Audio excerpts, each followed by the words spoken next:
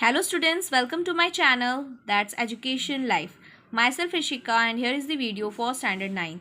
And guys, in this video we are going to see the 8th lesson of your that is science and technology, and this is the second part and I had already uploaded the first part of it. And if you like the video, please press the like button and share my video, and if you're new to my channel, please subscribe my channel, and if you have any doubt you can comment and ask me. So let's start with the lesson now. Disasters like a shipwreck or an airplane crash for forecasting weather, to look for and follow cyclones or storms in the field of telemedicine and educational institutions. Shipwreck का मतलब होता है an accident at ship. Okay, अगर ship वगैरह में कहीं accident हो जाता है तो ये सारा चीज़ डिज़ास्टर्स हैं.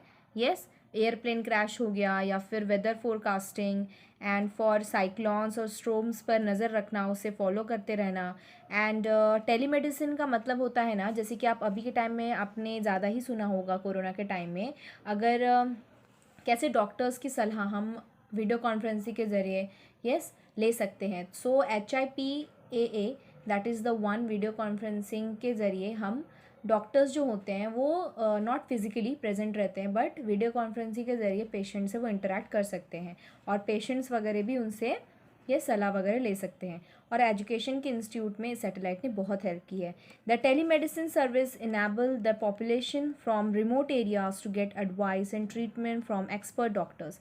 रिमोट एरिया जो कि गांव वगैरह इलाके हैं, वहाँ पर टेलीमेडिसिन की बहुत मदद हुई है. जैसे कि वहाँ का जो पॉपुलेशन है, वहाँ के जो रहने वाले लोग हैं, वो एक्सपर्ट डॉक्टर्स से यस जो सिटीज़ में रहते हैं वो उन डॉक्टर्स से वो अपना सलाह ले सकते हैं.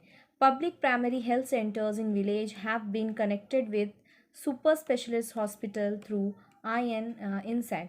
Okay, so with the help of this satellite, super specialist जो हॉस्पिटल्स हैं उनको कनेक्ट कर सके गांव वगैरह में जो पब्लिक प्राइमरी हेल्थ सेंटर है उससे. ओके, जिससे वहाँ के लोगों को भी बहुत सारी सुविधाएं मिली.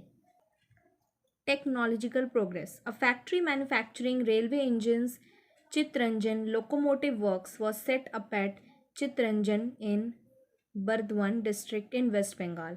सो टेक्नोलॉजिकल प्रोग्रेस यहाँ पर हम आप पढ़ोगे कि रेलवे इंजन्स को जहाँ पर मैन्युफैक्चरिंग किया गया वो फैक्ट्री चित्तरंजन लोकोमोटिव वर्क्स को सेट किया गया था वेस्ट बंगाल में. Steam engines, electric engines and engines running on diesel were manufactured hair.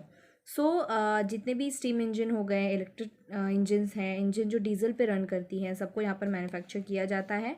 The first diesel engine was manufacture at the diesel locomotive works at Varanasi. सबसे पहला आप याद रखना, इंजन डीजल इंजन को कहाँ मैन्युफैक्चर किया गया था?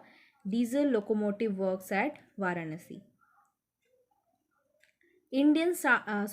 India started exporting railway engines to Sri Lanka, Bangladesh, Tanzania and Vietnam.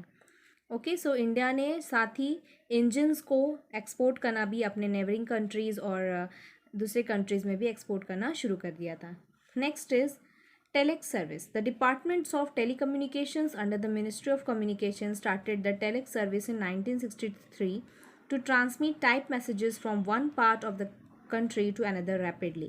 So जो टेलीकम्युनिकेशन का डिपार्टमेंट था इसने टेलेक्स सर्विस स्टार्ट की 1963 में, जिसके ज़रिए हम टाइप मैसेज को एक कंट्री से दूसरे कंट्री जल्दी ही हम पहुंचा सकते थे. In 1969 the telex service started in Devanagari script in Delhi. So Delhi में इसकी शुरुआत सबसे पहले की गई. ओके, ये पहले देवनागिरी लैंग्वेज स्क्रिप्ट में थी.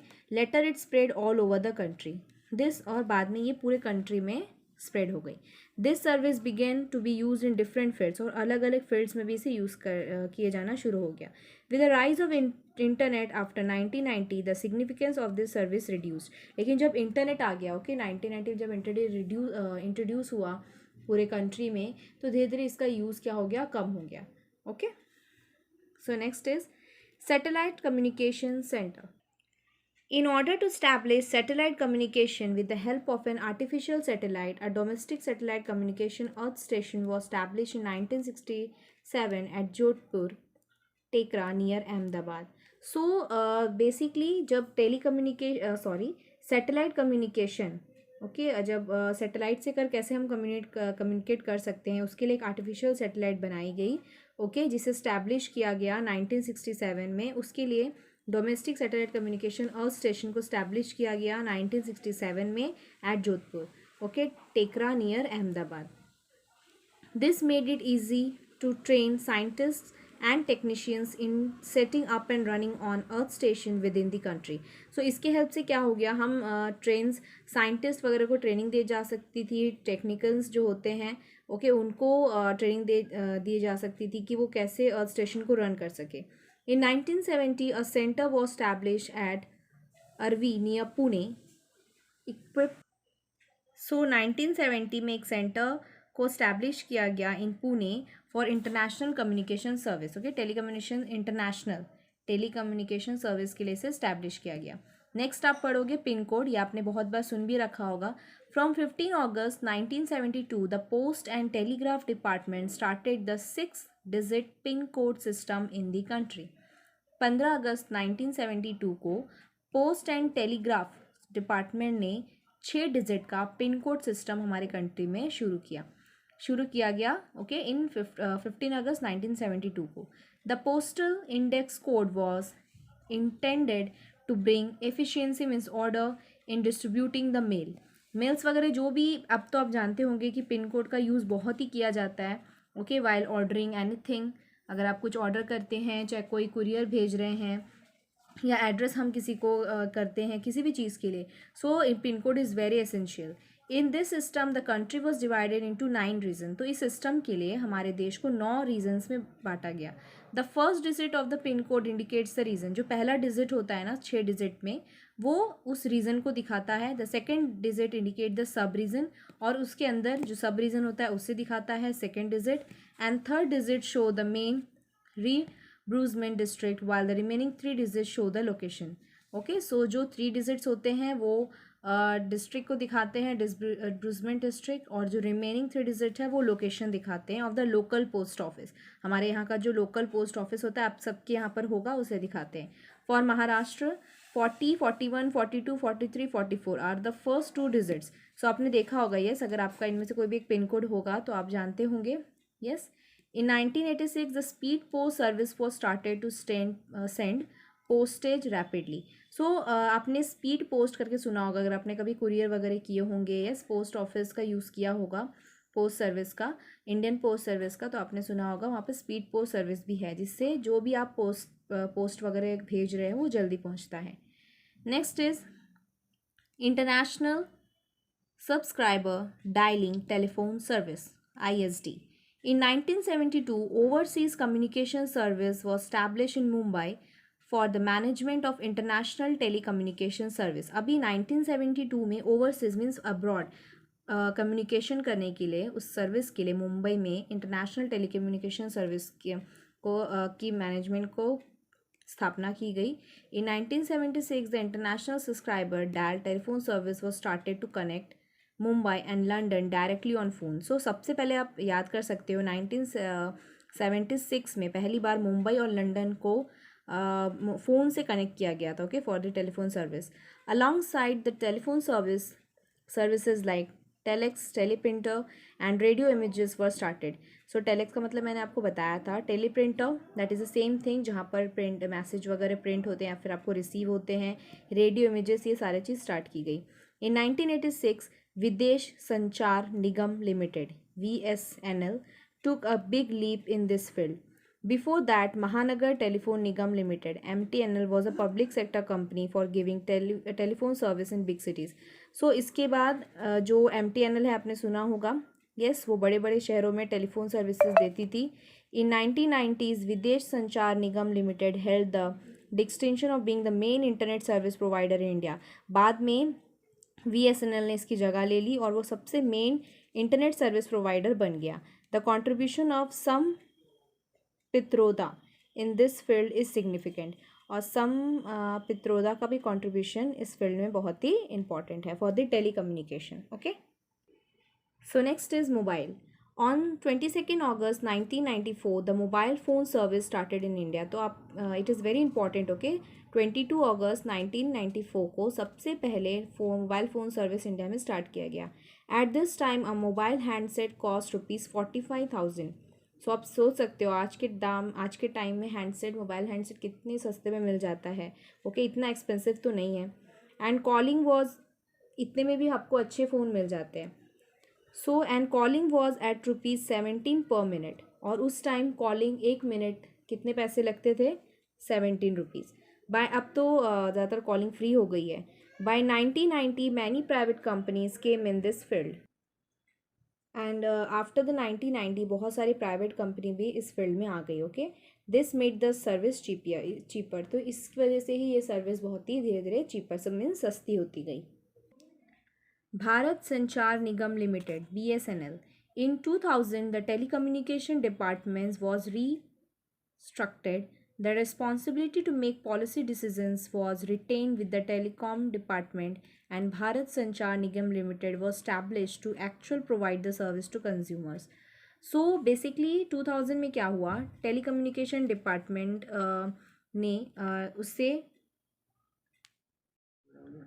So guys, this was a topic which we are going to see, that is Indian Space Research Organization, or it is often called ISRO.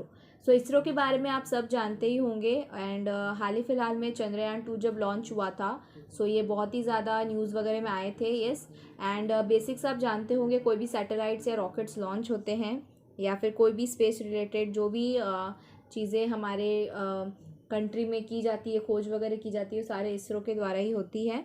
After the success of the basic programme in space research and rocket related project, Indian Space Research Organization was established on 15 August 1969 in order to carry out further space research.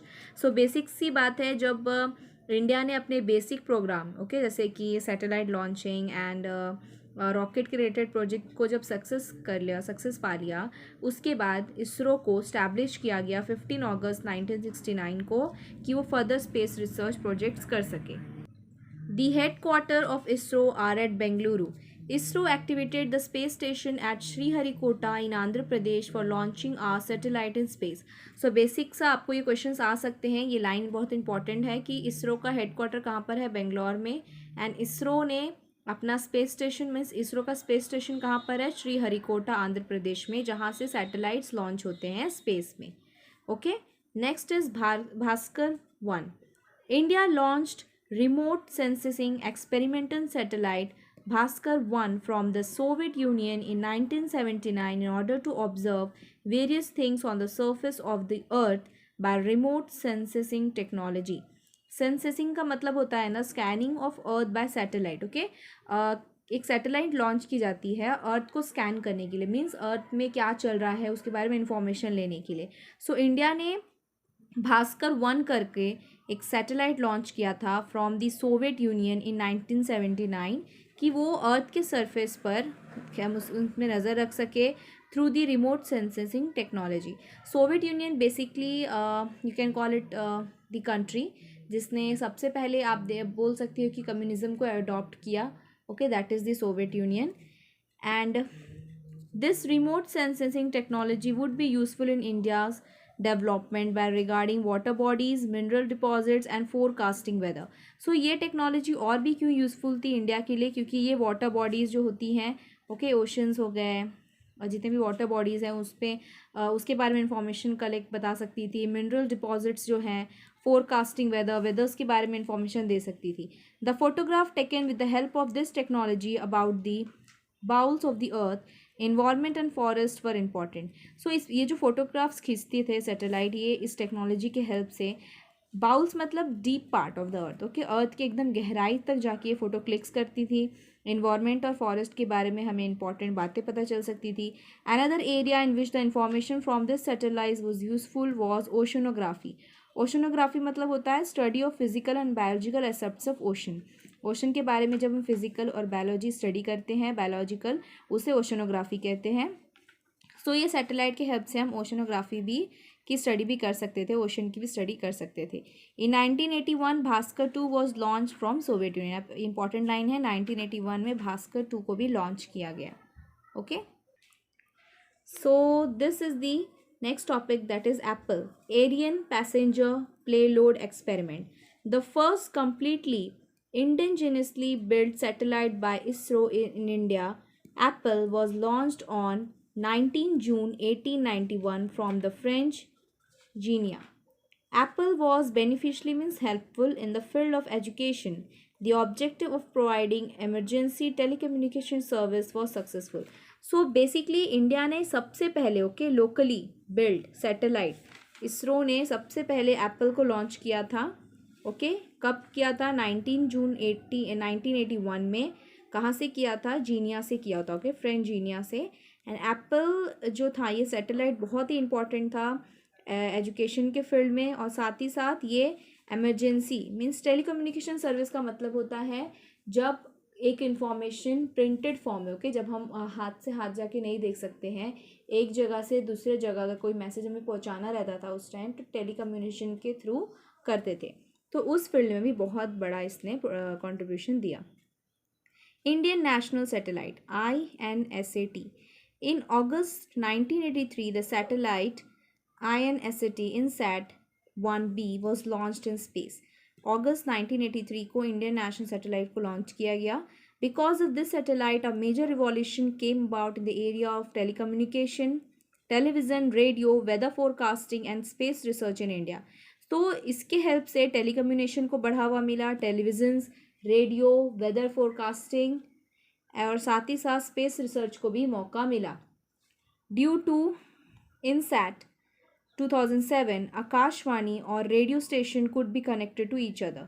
सो आकाशवाणी और radio को भी इसके जरिए connect किया गया. This mechanism was also helpful for search and rescue of people caught in some. So in 2000 the telecommunication department was restructured means उसमें कुछ बदलाव किया गया. The responsibility to make policy decisions was retained means continued with the telecom department, and Bharat Sanchar Nigam Limited was established to actually provide the service to consumers. So basically जो policy लेने का जो decision था उससे telecom department के पास ही रहने दिया गया, and BSNL को दिया गया कि वो actually consumer को सर्विस प्रोवाइड करे. Along with the telephone service, cellular phone means it is only a mobile phone, internet broadband service was also made available. इसके साथ साथ टेलीफोन सर्विस के साथ साथ mobile phone, internet, broadband service को भी अवेलेबल किया गया. So next is oil and natural gas commission ONGC. In 1956, the Oil and Natural Gas Commission was established to search for the deposit of mineral oil and natural gas and to increase their production. 1956 में oil and natural gas commission को establish किया गया. क्यों? क्योंकि mineral oil और natural gas के deposits को वो मीन्स उसके ऊपर वो सर्च कर पाए कि वो कहाँ कहाँ हैं और उसके प्रोडक्शन को बढ़ाने के लिए. After Digboi in Assam, mineral oil deposits were found in Ankleshwar area in Gujarat. So Digboi Assam में पाए जाने के बाद मिनरल ऑयल्स के डिपॉजिट्स कहाँ पर पाए गए? Ankleshwar area in Gujarat. Okay. Later, mineral oil and natural gas deposits were found in the Gulf of Khambhat in Gujarat. के बाद में गुजरात के और भी प्लेसेस में गल्फ ऑफ खम्बट में भी नेचुरल गैस और मिनरल ऑयल्स के डिपॉजिट पाए गए. डिपॉजिट मीन्स बेसिकली जहाँ पर एक्सट्रैक्ट किया जाता है mineral oils and natural gas को. In 1974, the Oil and Natural Gas Commission started digging an oil well in Bombay High area with the help of Russian scientists by a drill ship called Sagar Samrat. So 1974 को oil and natural gas commission ने oil well Bombay high area में construct करना, digging करना शुरू कर दिया with the help of Russian scientist, और उन्होंने ड्रिल शिप की मदद ली थी जिसका नाम था सागर सम्राट. ड्रिल शिप मतलब ना बेसिकली एक शिप जिसे दूसरे कंट्री में भेजा जाता है for the extracting purposes. From 1975 mineral oil and natural gas began to be extracted from there. फिर 1975 में यहाँ से mineral oil and natural gas को एक्सट्रैक्ट करना शुरू कर दिया गया. Later more than 8,500 oil wells and 33 natural gas wells dug eventually in this area began to contribute 38% of the total mineral oil production in the country and meet 14% of the country's demand for crude oil. So आप सोच सकते हो 8,500 oil well और 33 natural gases well को डिग किया गया इस area में, ओके, एंड 38% ये टोटल प्रोडक्शन में हेल्प करता है मिनरल ऑयल के, और 14% क्रूड ऑयल के। Railway and technology, the technology adopted by railways has a big role in the history of modern area। So railway की अगर हम बात करें तो रेलवे ने जो टेक्नोलॉजी अडॉप्ट किया, जो लिया, वो बहुत ही बड़ा रोल प्ले करता है हमारे मॉडर्न इंडिया के हिस्ट्री पर। In order to bring efficiency means regularity, accuracy and coordination means cooperation in the reservation system in rail travel. Computerized reservation system was started for the first time in Delhi in 1984. So reservation का जो system होता है हमारे railway travel के लिए, okay, rail travel के लिए, इसमें रेगुलरिटी कॉरपोरेशन लाने के लिए कंप्यूटराइज रिजर्वेशन सिस्टम की शुरुआत फर्स्ट टाइम दिल्ली में 1984 में की गई। In the same year the metro was started in Kolkata.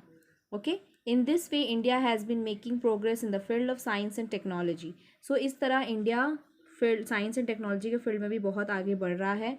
New invention have been made. India is an important 21st century nation which has always used technology for establishing peace in the world। so India बहुत ही important nation है।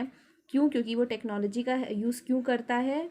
हम अपने पूरे world में शांति बनाए रखने के लिए। India is making all this advancement in order to be the foremost among nation in the 21st century. So India ये सब क्यों कर रहा है? क्योंकि उसे जितने भी नेशन उसे सबसे ऊपर उठ के आना है, ये सबसे आगे आना है ये सारे एडवांसमेंट्स के साथ। So there is one do you know part, that is Konkan railway. Konkan railway started in 1998। Konkan railway कब शुरू किया गया था? 1998 में। There are several records of technology to the credit of Konkan railway which stretches over the 4 states of Maharashtra, Goa, Karnataka and Kerala over a distance of 760 kilometre. So Konkan railway को बहुत ही ज़्यादा बड़ा क्रेडिट दिया जाता है in the contribution towards technology.